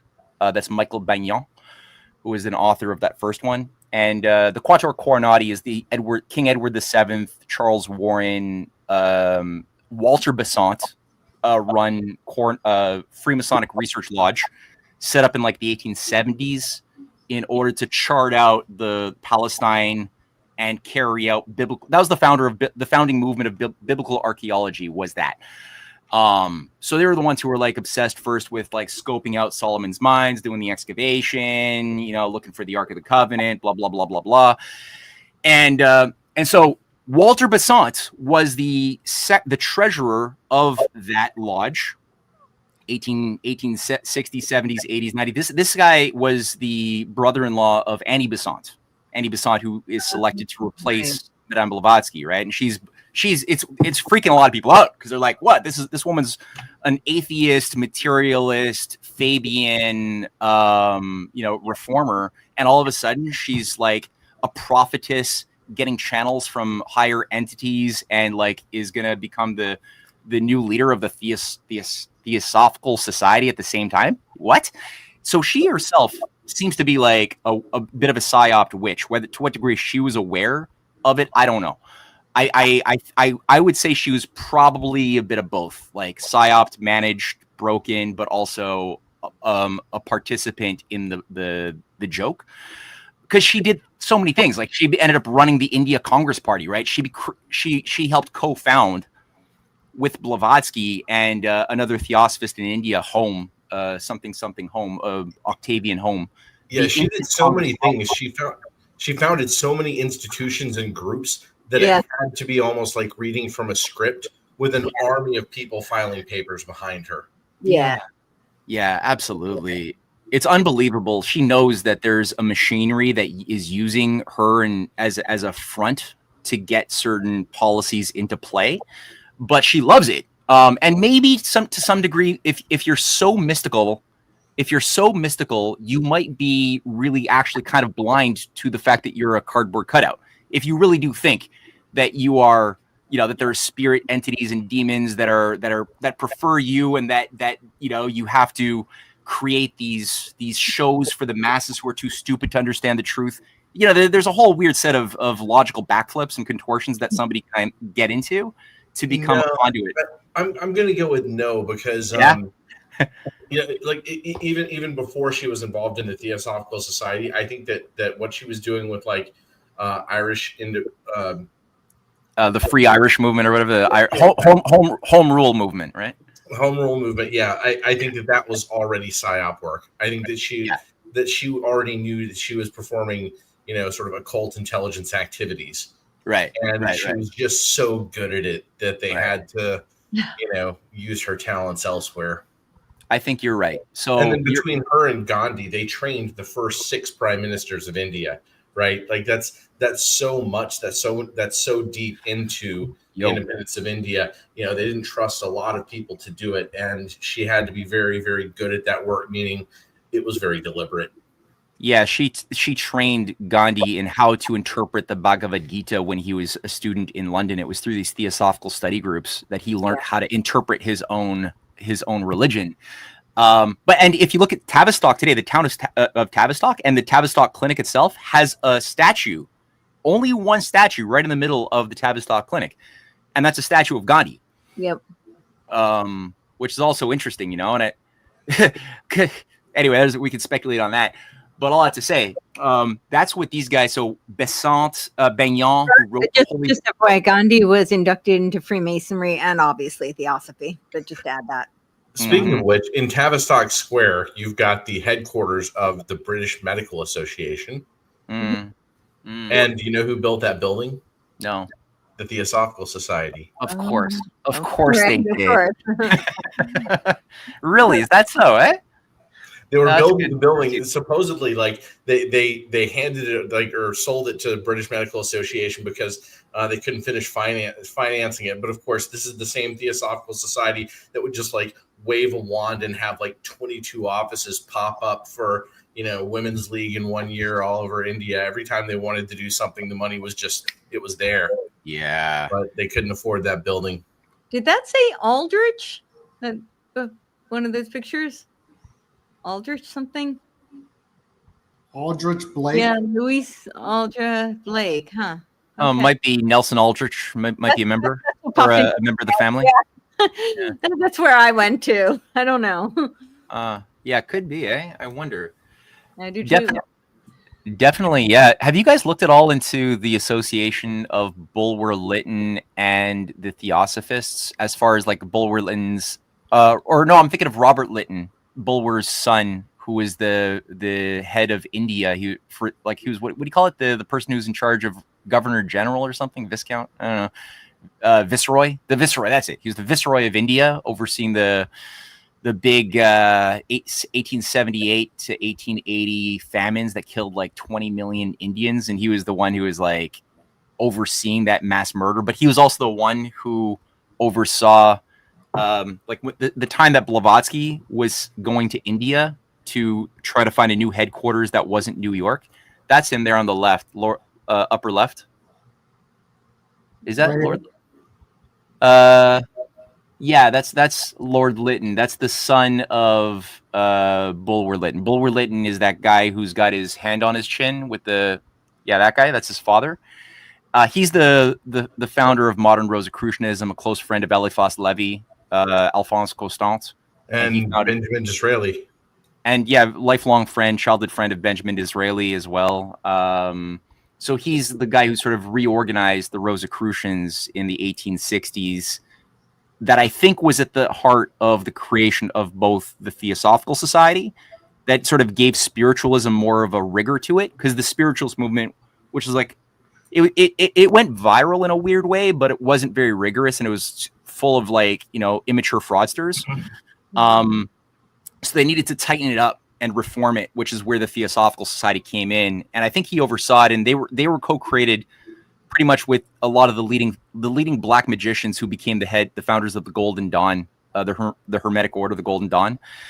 And so when his son, he dies, but he's the minister of the colonies. He dies at a certain point, I think 1868 or something, and then his son becomes the Viceroy of India, and is like a genocidalist. I think he's carrying out like sacred murder, like it's an occult ritual murder in the mind of these freaks. But he's the guy who's there when Blavatsky and Alcott are going to India to try to find their location to set up their Adyar headquarters, and there's no evidence. Like it's so erased of like collaboration between Lytton and these theosophical leaders, but I'm sure it's there. Like, I'm sure it's there. I think that it's a member of their family, Mary Lutyens, who married Jiddu Krishnamurti. Oh shit! No right. way. Yeah. Really? That's the granddaughter of Bulwer Lytton, right? Yes. I mean, I know that Mary did marry Jiddu. That was his wife, right?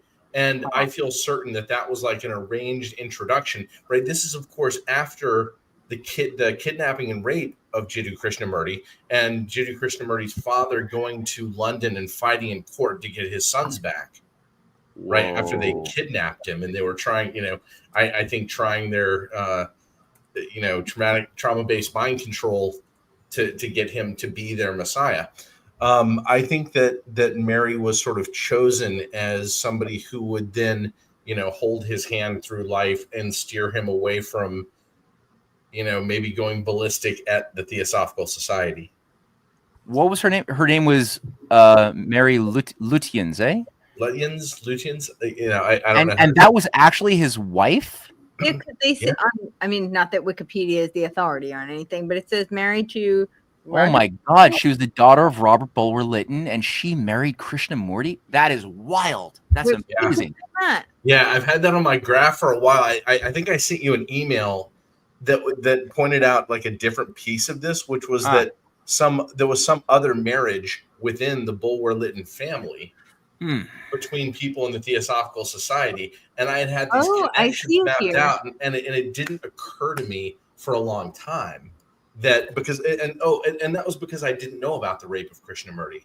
I didn't know to be thinking that way about that relationship, right?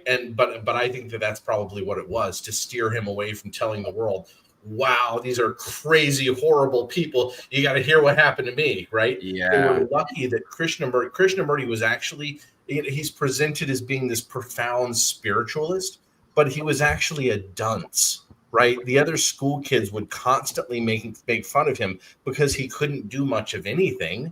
Yeah, because all he did was get training in being like a spiritual, guru, sayer of words. All through his childhood and life, and so I think that he couldn't ever process what had happened to him, and that Mary was put in charge of keeping the veil over. Keeping him going, well, maybe Annie Besant wasn't that bad, Well, people say it says it's Edith Penelope Mary Lutyens, and that she was the biographer for him. It doesn't say she was married to him, but it does say that it was his biographer. So that would make sense that she's the architect of his narrative if she's the biographer. Well, the biographer is one thing. I know that he got, and maybe I'm confusing something. Maybe there are two people. I know that he did get married, and I have her next to him in one of my graphs. And actually, I'll ask ChatGPT real quick who his wife was. Yeah, because in Wikipedia it says it's Ragapol something. I'll go back and find it. It says married Raja Gopal in 1927. And resided in the house known as Arya Vihara. Okay, good. Thank you for the correction. But it's still very useful, because as his official biographer, it's making the point that she was really close with him for many years. Like they're putting, so she would have likely have been kind of like a handler positioned to, And I think that there was some other manager of his narrative, right? So. Yeah, sorry. As well, I think that there was some other reason too that I thought Rosalind was also like a handler, like meant to, that she was chosen for the role. But I'll have to go back and read through the notes that I took. Mm. And Matthew, because we're coming up on some top of the hours, I wanted to go into a little bit of the Monarch butterfly, if you got time. I don't have that symbol anywhere. I thought this was an interesting symbol. This is the Tomorrowland Festival. It's got the... Oh, Tomorrowland is tied to Game B. Really? How so? How so? I have to look it up right now to remember who it was who's connected. But I've watched their videos, and they do all of their language is Game B. Let me see. Tomorrowland to find out who. This is their flag. It's like a That's crazy. Iron Cross and the Illuminati eye. Yeah. And also, everybody that's on my channel, because we're streaming all over the place, please go subscribe to Matt, Ehret, Mathew, Courtenay. I got all their links down below. This would be a good time to do that as well. Well, let me ask you, what do you guys think? Because I got my hypothesis, but it's not something I fully understand, is why the symbol of the butterfly for the Monarch mind control operation. So what do you guys think about the symbol of the butterfly? Well, I think it had to do with Monarch programming and the notion of it being intergenerational. So the hereditary aspect of the monarchy idea. Yeah. So the idea that it was this metamorphosis that is carried throughout, right? So the intergenerational trauma sets them up for easy programmability. That's the theory. And these butterflies are known to have multiple generations while completing one migration. Yeah. Right. Like the ones that nest or in Mexico. They come all the way from Canada, but it's not the same butterfly. It's children of children of children of children of the butterfly that left Canada. Right. Yeah, that's a great point too. Yeah. Right. Then you have also the larva idea too, right? The transmogrification of one species kind of into another species. So you got an idea of breaking down something that used to be into something new that's created out of a cocoon. So there might be that was the way I was thinking about it. But what you guys are contributing to that concept is really high value. That makes a lot of sense. I wish I could add on to it. I read something about it and I totally forgot. But I like what Mathew was saying, how you guys did an awesome breakdown. It was very like, whoa, y'all can check that out. The Rothschild family is involved in an enormous amount of biowarfare work, and that's something that people should zoom in on and look a little more closely and organize the thoughts even better than I've come up with a few, which is this Charles Rothschild, who was the entomologist of the family, who had the collection of tens of millions of butterflies, right, and whose daughter Miriam went to Bletchley Park and worked on biowarfare involving thinking about insects, by the way, during World War II. Right. And by the way, a member of the Rothschild family is one of the pioneers of mRNA technology. Is that which one is that? I think the last name's Lane. Okay. And I don't know if it's Charles Lane. Forgive me on this one. It's fine. Yeah. I'd have to open up my notes and graphs and find it somewhere. But I don't even think I've put it in my notes yet. I think it's one of my 700 tabs that are open. No, it's fine. I've written it down as a future recall. It's good. It works. Go ahead. But yeah, I think that they were always thinking both in terms of steering humans, and I think that's what Panonica was doing, moving to New York and getting involved in the jazz movement and the control, and specifically also sort of like playing a part in Hegelian racial dialogue, right? One of the most unfortunate things about the United States was being born with the problem of slavery involved, right? And then it's easy to find people who will participate in culture war. It's even easier than going into Indonesia and finding one prince to slay the other one, right? But a lot of the American jazz American musicians, black musicians, have these interesting ties to the British Empire. And I'm trying to remember who it was. What's the guy's name? Nat King Cole, who toured the world with the British Navy, right? That's a little bit specific, right? Yeah. But of course, Panatica, was right there with all these different jazz greats, having them die in her hotel room, even, and Right.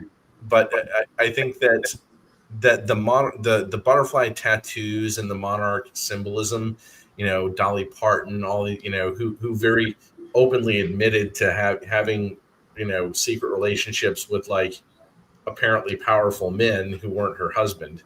Not even secret, like she, and she had this friend who seemed to be her handler. And I think that her husband just sort of like looks on face like her handler. He like right after they met, he spent 2 years in the army and then came out and they got married. I just don't even believe her backstory. The 13 kids in the one room cabin or whatever it is. I think that she's a conjured image, but I think that that's true of a huge portion of the entertainment industry, and so many of them have those tattoos, and they say, and when asked about the symbolism, they're like, oh, it means rebirth and blah blah blah, but it's just known how often a lot of these entertainers are pimped out before they ever get to become big time stars. Yeah, and I look at the celebrities all the time, and Miley Cyrus and Dolly Parton both works together, and she's got the butterflies all over her symbolism as well, and even the that movie Smile too, with the butterfly at the end of it. But like I was showing that video that's like going super viral at this Coldplay concert. Coldplay was big part of this whole 2030 emissions, the green carbon stuff, which seems like it would be connected to the energy credits when I think about energy. And but they were doing this thing called Global Citizen. So when everyone had to go to their rooms and stay home, Coldplay, Sesame Street were on the television with all the different actors. Very strange. And I think there's a connection to even like this Elmo hack that just took place. Yeah. I think there's a connection to some United Nations stuff, but I'm paranoid. I just wanted to clarify. I don't know if it's the same Tomorrowland because I looked it up with that logo.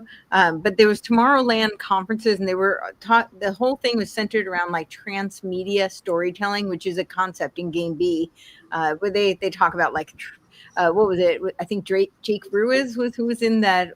It was like one of those dialogos for Game B where he talks about how he's going to Trojan horse the concepts of Game B into his Disney project. But Tomorrowland worked on like those kinds of concepts, and they had conferences. I don't know if it's the same Tomorrowland as what you were referencing. It probably was the big EDM festival, and there was just like this big fire. Their symbol is like a Masonic compass a couple years ago. But yeah, so here's like some of the images I had pulled up of Sesame Street. With the Sustainable Development Goals. The what? The circle of the Sustainable Development Goals is, yeah. Oh yeah, well, so this was like the global. It was something I was covering heavily like 5 years ago, and this Coldplay, is that their name? Yeah, I forget their name, but I think that there's something more to it. Very possibly. I mean, they usually use the entertainment as, for operational preparation of the environment. So all the like transhuman, like predictive programming in movies right now is insane. I just saw Megan 2, and right. I won't ruin the ending for people, but I mean, the language they use, it's straight out of Game B. Like straight. I was just like, whoa. Megan 2.0. What? Megan 2.0. I Megan can't wait to 2.0. watch it. I'm a big fan of the first one. Were you? It's funny. Like it's got a very I used to love Buffy. I know it's like total feminist propaganda, but I always thought it was the role made for me, and they should have recruited me, even though I didn't audition. But it's got that kind of humor. Like it's a very snarky, kind of witty humor. So, well, I've been doing a deep dive on the show The Office, and so I've been doing all this history of Scranton, Pennsylvania, and just it goes into just so much history in Pennsylvania, the Keystone State. And this book I read called Haunted Scranton went into the Masonic ghost. So there's just like another lore of the Masonic ghost. But in the show The Office, they always show this big tower. And that tower was built by this guy named Dixon, I believe. And the Masonic temple where these ghosts are like haunting in Scranton is his home. It was his home. They demolished it and built the Masonic temple. So it's like just a kind of a fun kind of thing. But yeah. Yeah. No, it's all over the culture, eh? Like you really, I was also, see, I do these recaps, either movie recaps or they do these for like 12 or 20 minutes. You can get on YouTube just if you want to get the gist of like what a movie is about, but you don't want to like put yourself through the whole thing. Right. And I was going through like the seasons of American Horror Story as well, which is like into season 13, and they're very sophisticated storylines involving a lot of elements that I know is true regarding like the actuality of serious satanic witch covens in the United States. Like one whole season was built around that. And it makes all different allusions to various controlling networks that were part of the Anglo, the American aristocracy that's protecting. Anyway, you got like a lot of stuff and messaging that is coming out more loudly. Like it was already there 30 years ago and 40 years ago. You already had it. Like you had the Witches of Eastwick with, Jack Nicholson and Cher and whoever else, Susan Sarandon, like normalizing witchery. But it was still kind of like off. You still had normal movies, and you go back further in time, and you had, you had occultism in a lot of things. Oh yeah, there it is. It's a great, very, very interesting bit of predictive programming and just cognitive massaging. Yeah, is it predictive programming, or is it taking the real and making it look silly? It's both. The silly is being made to look real. I think it's both. Like they're sort of creating an environment in the collective imagination in which later things like Practical Magic, the movie with I forget their names, Sandra Bullock and what's her name, Tom Cruise's ex, are like witches. But there's like so much more than you have the craft, and then it just like accelerates. Now from 2015 onward, it's just nothing is normal anymore. Everything has a cult. Esoteric underpinnings in every show you watch, every movie that's out there, every cartoon that you see.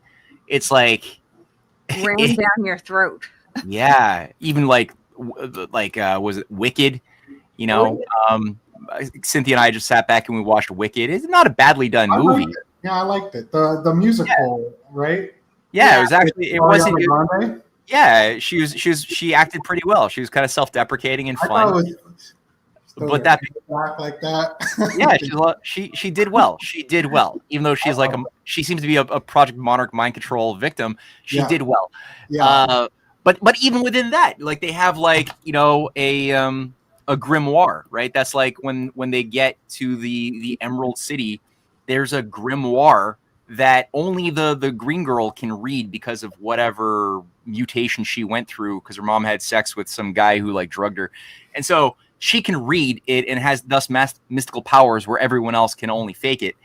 And like, if you look at even there, like Frank Baum, it's not like this is the first time where you have people in high positions of cultural influence who are occult, like doing this stuff, because Frank Baum, who came up with the Wizard of Oz, he's become like sort of like a a hero amongst a lot of libertarians because they say, he was, and maybe there's an element of truth that he had like a messaging that the Yellow Brick Road was all about gold, and he was criticizing the Federal Reserve that was coming online soon. Yeah. But at the end of the day, Frank Baum was also a Theosophist. Like he was calling for the mass genocide and extermination of all the natives that he saw as being inferior root races that had to be by necessity exterminated by the superior Teutonic Aryan breed that he saw himself as being responsible for. And he was really loud and active about that too. Like he's a hard genocidal fascist. So that's probably coloring his stories as well, right? The bomb stuff is really, really interesting. And just so that you guys know that you probably don't even realize this, but I wrote like 3 or 4 articles on the Wizard of Oz back in 2022, and it was the wrong interpretation. It was right when I was really, really delving into and discovering what Theosophy was. And finding out that Frank Baum was a Theosophist, and I had bought the interpretation that it was a story of monetary economics, right? Which is it's a shame because it's one of those things where I had read the book and seen the movie at such a young age that when I was discussing the theory that it was a discussion of monetary policy was so many years later. That then, as I began to reread each chapter, because I was going chapter by chapter and writing about it, I stopped and I was like, whoa, this is actually really, really weird. But I feel like that the actual story is about how I think that the witches who are supposed to be the good witches are the bad witches. They work at being beautiful as a form of mind control. And that the witches who are bad are not necessarily, the East and the West, but they're not necessarily like good as in like highest moral beings or anything like that. What they are the ones who are driven to isolation by the good witches. And then the good witches have Dorothy do their dirty work and dispense of their rivals. The Wicked movie sort of, I feel like, sort of like that, but I'm not that deep into I've never read it really, so but it seems like they flipped the script on that movie in a sense. Something else I saw, which is sort of a cult that I wanted to bring up. Well, before you do, I just want to tell you that I know people who have been like MK Ultra, and they always talk about how they use the Wizard of Oz in their programming. Like a lot of them will have yellow brick roads leading up to their house. They mind control them with the Wizard of Oz. So really, yeah.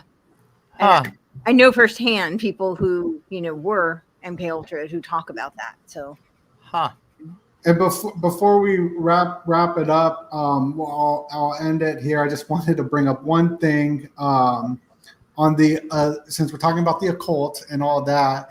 I just found out that the first baseball field was called the Elysian Fields, and I believe that Matt, you kind of talked about a lot of this stuff. It kind of reminded me of Eleusinian, even though it's not different place, but Elysian.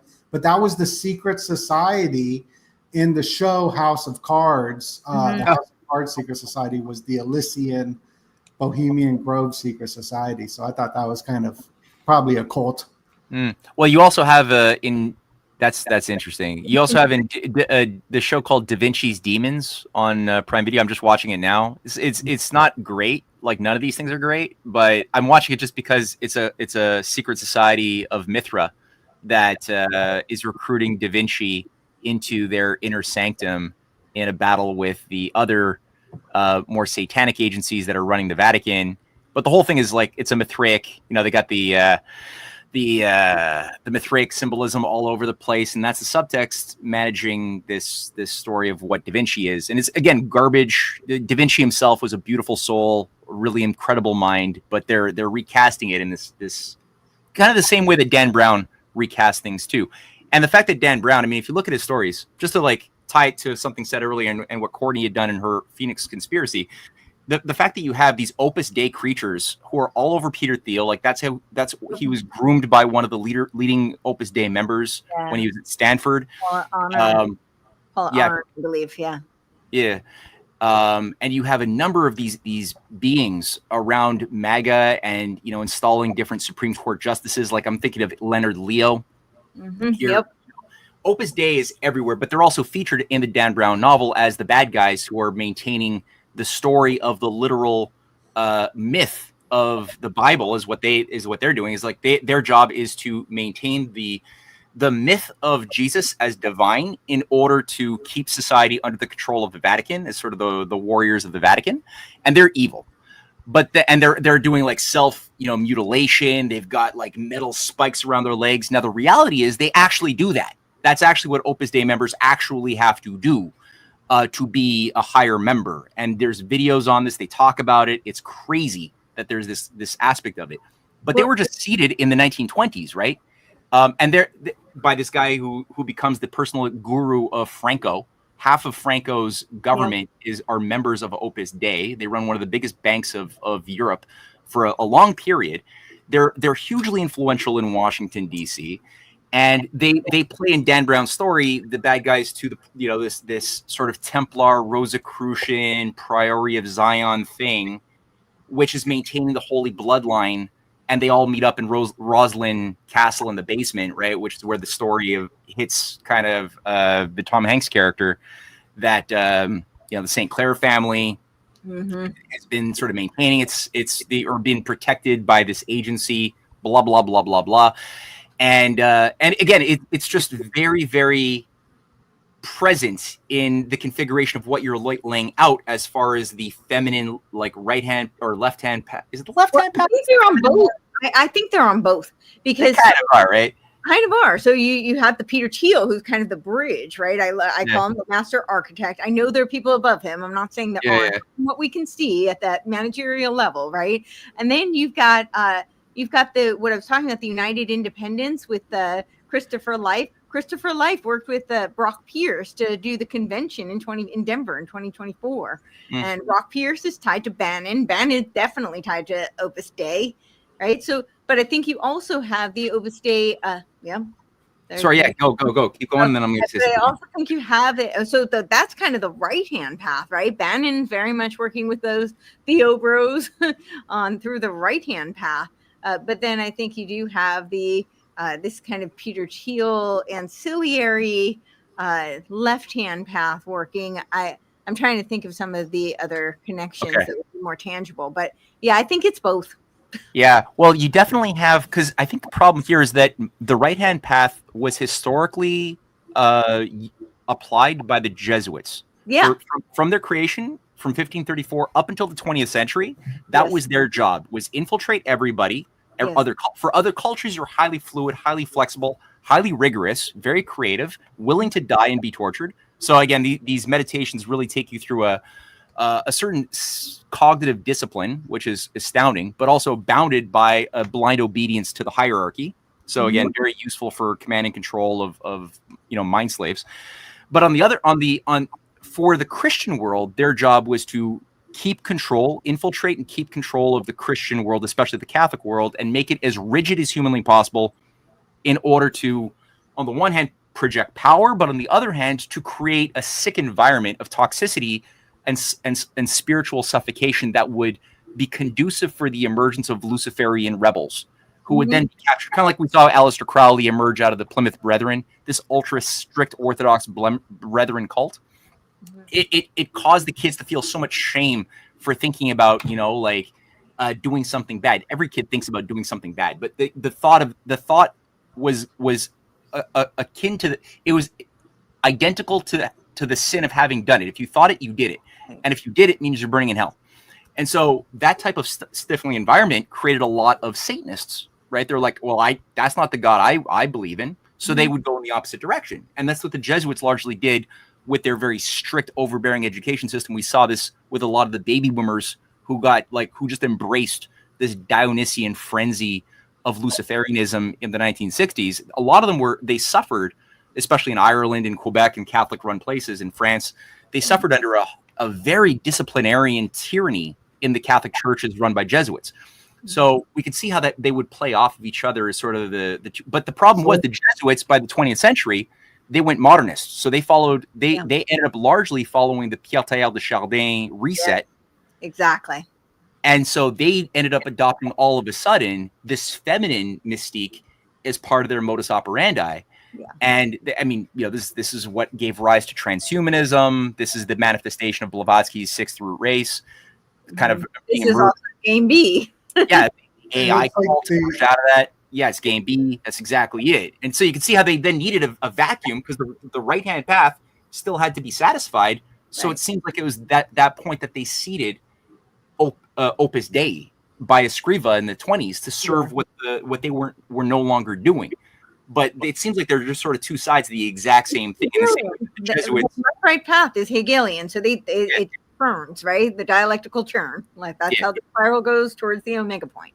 And it seems that it keeps happening with this reaction. So the reaction, problem, reaction, and then you get these different reactions with like where they're the Bolsheviks, but then here you go, here's Adolf kind of. So it's sort of the same play. I appreciate all y'all being here so much. Already at the 2-hour mark. I mean, I could ask y'all all questions all day long because I read all the material, the Substacks. Make sure to go subscribe to everybody down below. You will love it. Absolutely great. Mathew, where can people find you and what to look out for? Matthew. Matthew. Sorry. Two G's. Yeah. Matt. I'm Matthew, and that's Matthew. My middle name's Matthew. So. All right. Do you have a Matthew in your middle name, Courtney? Or are you the only non-Matthew among us? I am out of the Matthew crew. Oh, that's awkward. Awkward.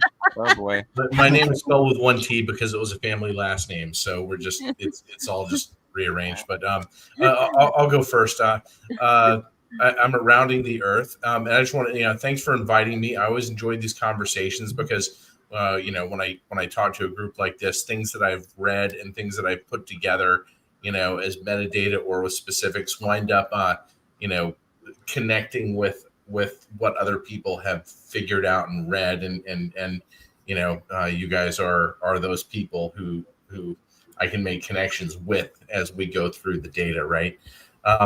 But yeah, I write Rounding the Earth. I haven't written an article in maybe 7 months, but I plan to go back again because I've just always been a writer and always enjoyed the way that it helps me think through everything that I'm interested in. Cool. Nice. Courtenay, what can we look out for? Where can people find you? You can find me at CourtenayTurner.com. So my name is Courtenay, but it is spelled like Courtenay. So that's CourtenayTurner.com. And that's where you can find all of my podcasts and all the ways to connect with me and support me. I also have my Substack where you can find all of these articles that I was referencing, that some of them are books, and I will be making them into book form. I have 3 books in the works. And yes, so we will be one in co-authoring. That will probably be out pretty soon because we need to get that out before midterm because of what's going on with all of this phoenixing, the republics and the West and planetary scale of transhumanism, technocracy. So I have that. I will be working on finishing the Hegel book, but I do have the preview of that on my Substack. And then this algorithmic oracle I will be making into book format so people can have that in a tangible physical copy, because I recognize that 120 pages is a lot to go through on screen. At least that's what I'm being told. So I will have that available. But you can find my Courtenay Turner Substack spelled the same way, like Courtenay Turner. And you can find all of my articles and this piece that I was talking about, Phoenix Conspiracy, on there as well. So thank you so much for having me. This was a blast. I always love these, and I always love all the different paths that they go down, and I feel like it sparks all sorts of intellectual stimulation. So I'm grateful for that.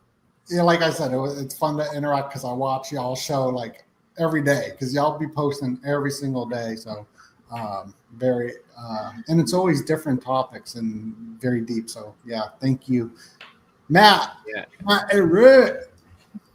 Yeah. That's me.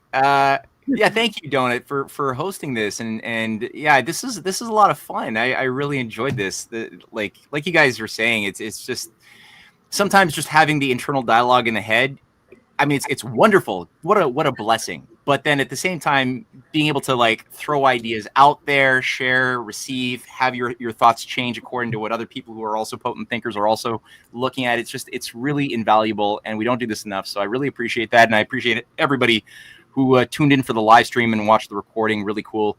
What I could say is, yeah, go to risingtidefoundation.net is one of my websites that I run with Cynthia, my wife, and we do like weekly lectures that people can tune into just by getting a subscription to our Substacks, or our Substacks are good too. We do things almost every day. MathewEhret.substack.com, and also CanadianPatriot.org is the last place where people could buy our books and watch our movies and things like that. It's all up there. So yeah, but again, this is a blast. Good for the soul. Thank you guys very much. Thank you, everybody. Smash that like button. Thank you for your support. Much love, and God bless you. Yeah,